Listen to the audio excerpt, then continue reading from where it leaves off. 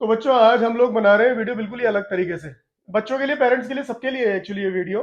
और ये वीडियो जो है ना, ये थोड़ी सी आँख खोलने वाला वीडियो है, बिल्कुल आई ओपनिंग वीडियो है।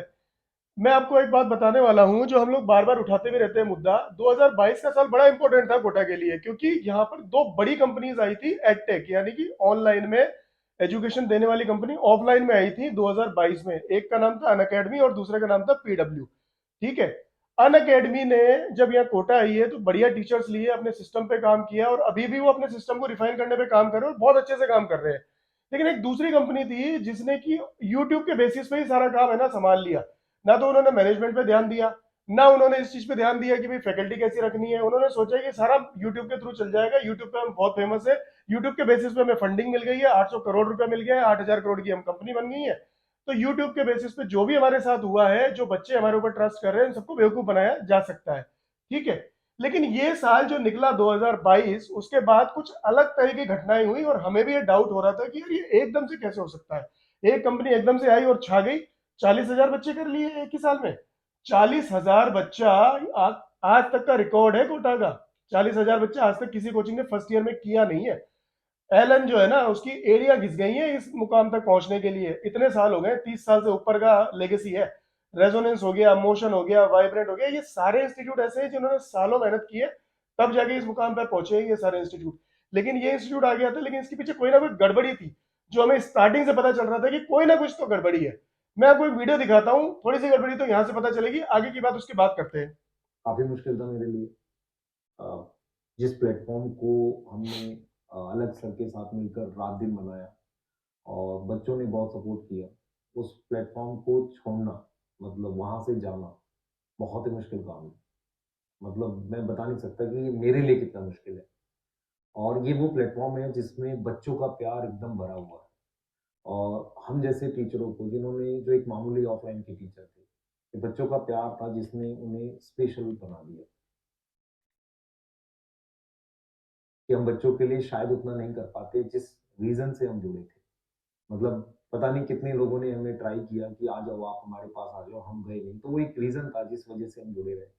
और अगर वो रीज़न कहीं धूमिल हो रहा है, मतलब ऐसा लग रहा है कि अब वो रीज़न नहीं रहा वैसा वाला, है ना? तो कहीं न कहीं मुझे फ़ील होता है कि यार अब मुझे रुकना चाहिए और मुझे कुछ और देखना चाहिए कि मैं क्या कर सकता हूँ। मतलब मैं अपने लेवल पे कुछ कोशिश ज़रूर करके देखूँ। कम से कम मुझे ये तो फ़ील नहीं होगा ना कि यार मैंने ट्राई नहीं किया। कम से कम एक ट्राई तो ज़रूर कर सकता हूँ। तो ये वो मतलब टाइम है जब मैंने डिसाइड कर लिया है कि अब मैं यहाँ से पीडब्ल्यू से एग्ज़िट ले रहा हूँ और रीज़न मैं बिल्कुल क्लियर रख रहा हूँ कि मुझे अभी फ़ील हो रहा है कि अब मुझे कुछ करना है बच्चों के लिए। जो रेवोल्यूशन पे मैं जुड़ा था, जहाँ पर बच्चों के लिए मतलब सब कुछ किया जाता था, उसी रेवोल्यूशन को आगे बढ़ाना है। जहाँ पर हम हर एक तो ये है तरुण सर, बॉटनी के बहुत माने हुए टीचर हैं। बायो में बच्चे इनको इतना पसंद करते हैं, जैसे कि एक और टीचर है हमारे साथ, एमडी सर है, उसी तरीके से इनको भी बहुत पसंद करते हैं। तो ये टीचर जा रहे हैं, इसके पीछे रीजन क्या है, क्या कारण है कि टीचर पीडब्ल्यू को छोड़ के जा रहे हैं भाई? अगर इतना बढ़िया सिस्टम है, इतनी बड़ी कंपनी है, इतने सारे बड़े बड़े टीचर्स हैं और इतने यूट्यूब पर वो फेमस हैं, तो ये टीचर जा क्यों रहे हैं? ये बोल रहे हैं कि हम कुछ ना कुछ नया करेंगे, हम कुछ नया रेवोल्यूशन लाएंगे। तो एक बार ऑलरेडी बेवकूफ बना चुके हैं ना भाई पीडब्ल्यू में जाके, तो अब नया क्या रेवोल्यूशन लाएंगे? मैं तरुण सर आपको कुछ नहीं बोल रहा हूँ, मैं सिर्फ इस तरीके की कंपनीज को बोल रहा हूँ जो कि बच्चों को कहीं ना कहीं बरगलाकर उनका भविष्य खराब कर रही हैं। एक साल उन्होंने बच्चों को ठीक से नहीं पढ़ाया। आज हम जब बच्चों का ओपन रिव्यूज लेते हैं, हम बच्चों से बात करते हैं, आपने हमारे हम और भी बहुत सारे वीडियोस देखे होंगे जिसमें हम बच्चों से ओपन रिव्यूज लेते रहते हैं, जिसमें बच्चे बोलते हैं कि हमारा सिलेबस टाइम पे कंप्लीट नहीं हो रहा, हमें फैकल्टी वो नहीं मिली जो हमें बताई गई थी, हमें क्या बोलते हैं, सिस्टम ठीक नहीं मिला, मैनेजमेंट खराब था। इतनी सारी प्रॉब्लम्स के बाद अब ये नई चीज कि फैकल्टी जा रहे हैं, हमें तो ये भी सुनने को मिला है कि और भी टॉप फैकल्टी है जो जा रहे हैं।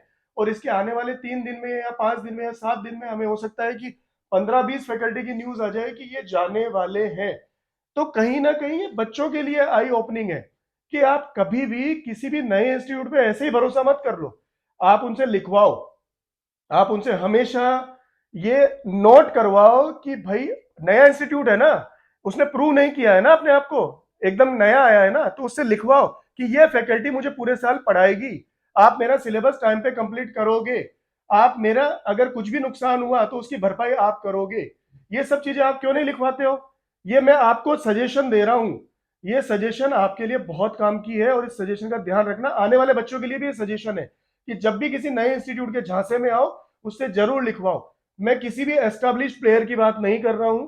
अगर आप एलन में जाते हैं तो मैं आपसे नहीं बोलूंगा कि आप उनसे लिखवाओ। आप रेजोनेंस में जाते हो, मैं नहीं बोलूंगा आपसे लिखवाओ। आप मोशन में जाओ, आप वाइब्रेंट में जाओ, आप करियर पॉइंट में जाओ, मैं किसी से नहीं बोलूंगा कि आप लिखवाओ। लेकिन आप इस नए प्लेयर में जा रहे हो, आप उनसे लिखवाओ ना। क्या देते हैं वो आपको? गारंटी के नाम पे क्या देते हैं? आज इन लोगों को आपने सिलेबस कंप्लीट नहीं करवाया, ये छोड़ के जा रहे हैं। कहीं ना कहीं मैं, ठीक है तरुण सर जा रहे हैं, इनको कोई प्रॉब्लम रही होगी, लेकिन इनकी भी प्रॉब्लम मानता हूं मैं।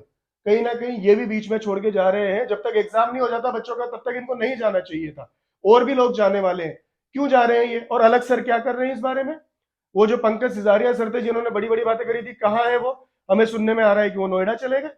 भाई ऐसी बातें हैं। अब अल्टीमेटली सफर कौन कर रहा है? बच्चा सफर कर रहा है ना। इस बच्चे के लिए कौन सुनने वाला है? अभी जो प्रशासन है वो क्या इनको आके कुछ करने वाला है, पेनल्टी लगाने वाला है, या फिर इनके ऊपर कोई एक्शन लेने वाला है? जो इस तरीके की चीजें चल रही हैं, क्यों चल रही है कोटा मार्केट में? इससे अल्टीमेटली कोटा बर्बाद हो रहा है, या कोटा बदनाम हो रहा है, या नहीं हो रहा है? तो बच्चों, एक ही सलाह है, कभी भी जाओ हमेशा एस्टेब्लिश्ड प्लेयर के साथ जाओ, जो यहाँ पर प्रूव कर चुका है, जो 10 साल से, 5 साल से, 20 साल से यहाँ पढ़ा रहा है कोटा मार्केट में।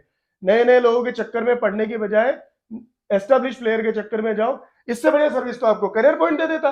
करियर पॉइंट 35 साल पुराना इंस्टीट्यूट है, उसके पास फैकल्टी है, वो पूरा सिलेबस करवाता आपका, और ऐसा धोखेबाजी भी नहीं होती आपके साथ।